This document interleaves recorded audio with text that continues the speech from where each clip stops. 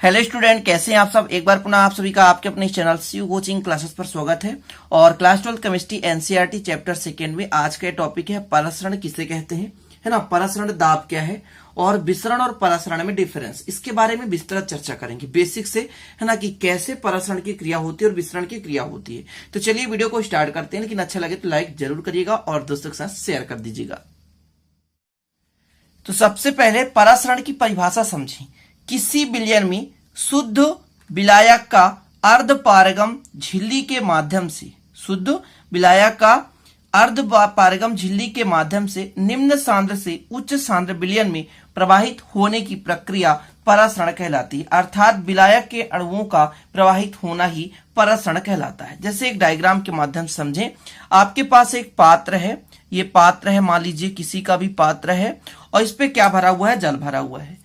अब हम क्या करते हैं, ऊपर से एक थिसिल फनल लगा देते हैं। जैसे यहां से लगा देते हैं एक थिसिल फनल, जैसे यहां से एक नली है और एक थिसिल फनल लगा देती है। ये आपके पास थिसिल फनल है और थिसिल फनल के नीचे चर्म पात्र, क्या लगा देते हैं, चर्म पात्र।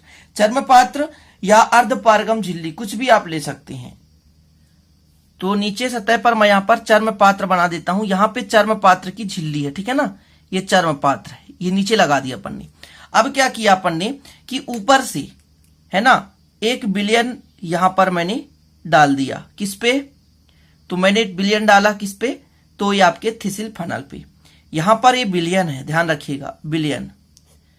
अब होता क्या है स्टूडेंट कि ये जल है और ये विलयन है।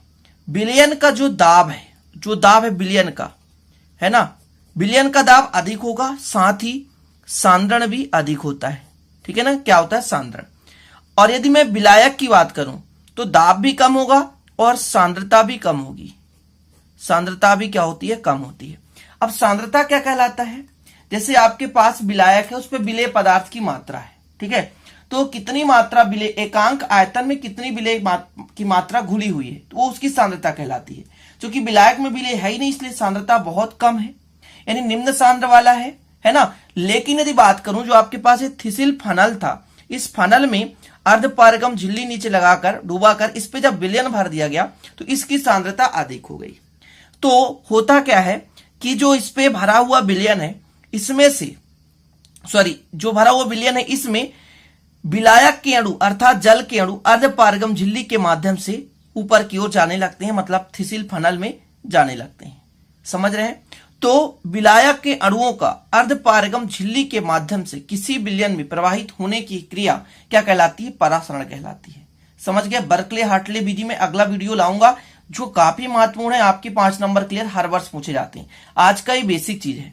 तो मैंने क्या कहा कि एक थिसिल फनल में विलयन भरकर, है ना, जल में क्या किया, डुबा दिया। तो जल के अणु क्या होते हैं, अर्धपारगम झिल्ली के माध्यम से विलयन में जाने लगते हैं। और यही परिभाषा है कि शुद्ध विलायक का, ये जल क्या है, शुद्ध विलायक है।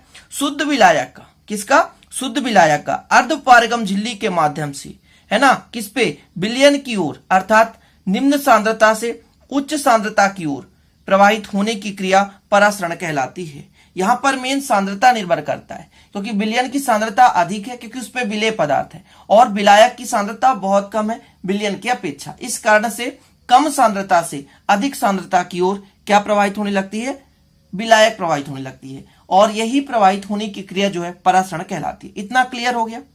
अब एक और परिभाषा समझना, परासरण दाब।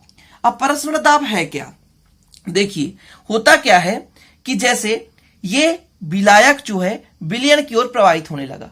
अब हम ऊपर से एक दाब लगाएंगे और ऐसा दाब जिस दाब के कारण, समझिएगा, ऐसा दाब जिस दाब के कारण ये जो क्रिया है रुक जाए, अर्थात जल विलयन की ओर प्रवाहित ना हो, अर्थात विलायक जो है विलयन की ओर प्रवाहित करना बंद कर दे।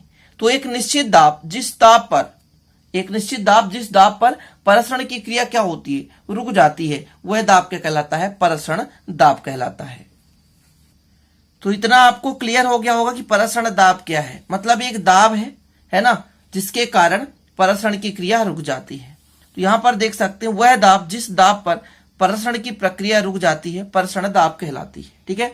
दूसरी परिभाषा यहां पर देख सकते हैं कि वह न्यूनतम दाब जिस दाब पर विलायक के अणु अर्धपारगम झिल्ली से विलयन की ओर प्रवाहित नहीं होते परसरण दाब कहलाते हैं। मतलब एक निश्चित दाब जिस दाब को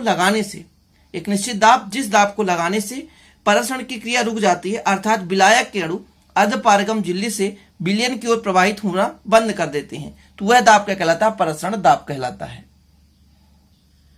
तो इतना क्लियर हो गया परसरण और परसरण दाब। अब चलिए जो मेन टॉपिक है विसरण और परसरण में डिफरेंस उसे देख लेते हैं। तो आपको भी विसरण और परसरण का एक चार्ट बना लेना है। ये डिफरेंस है विसरण और परसरण में अंतर। तो देखिए पहले आपने परसरण पढ़ा तो परसरण के बारे में समझे। परसरण के अणु निम्न सांद्रण से उच्च सांद्रण की ओर गति करते हैं, अर्थात विलायक के अणु विलयन की ओर प्रवाहित होते हैं। लेकिन विसरण में इसका अपोजिट होता है।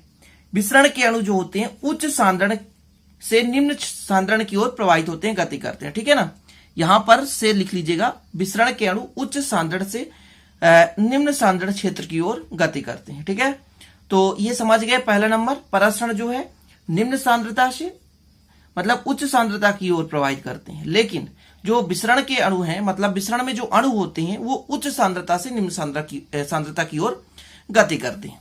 दूसरा क्या है, इसमें अर्धपारगम झिल्ली का उपयोग किया जाता है। किस पे? परसरण में। परसरण में किसका प्रयोग करते हैं?